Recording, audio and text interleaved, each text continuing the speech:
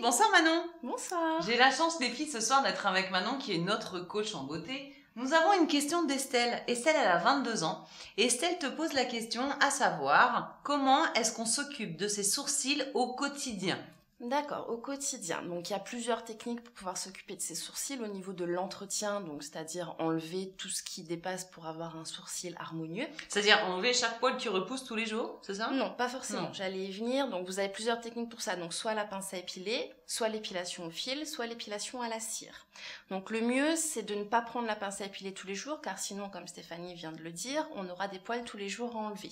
Le mieux, c'est d'espacer. Voilà.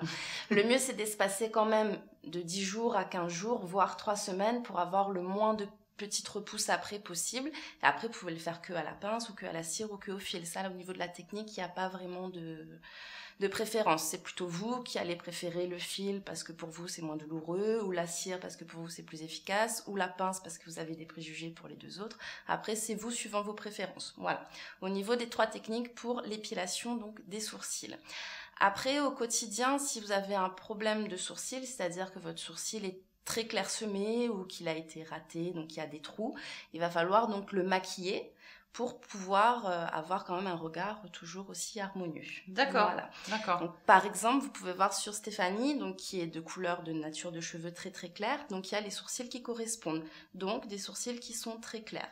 Là, aujourd'hui, elle est maquillée. Si elle avait maquillé légèrement ses sourcils, elle aurait un regard beaucoup plus soutenu, beaucoup plus glance.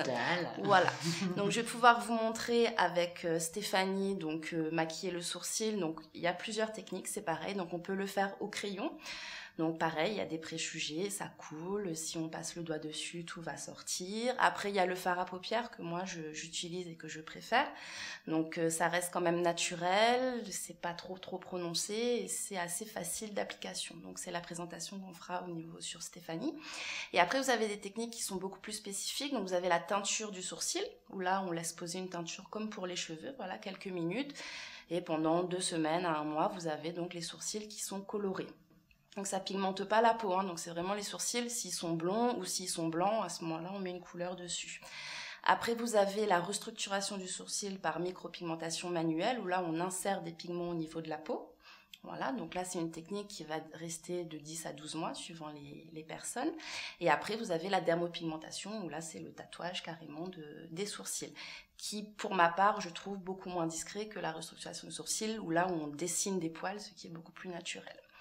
Voilà un petit peu les différentes techniques. En fait, ça dépend du résultat qu'on veut. Voilà, tout dépend du maquillage qu'on veut, du résultat qu'on veut. Voilà, tout à fait. Donc après, optimiser toujours le naturel, moi c'est ce que je recommande toujours. Donc après, ça dépend si on veut être comme Kim Kardashian voilà. ou on veut des sourcils wouh à l'américaine.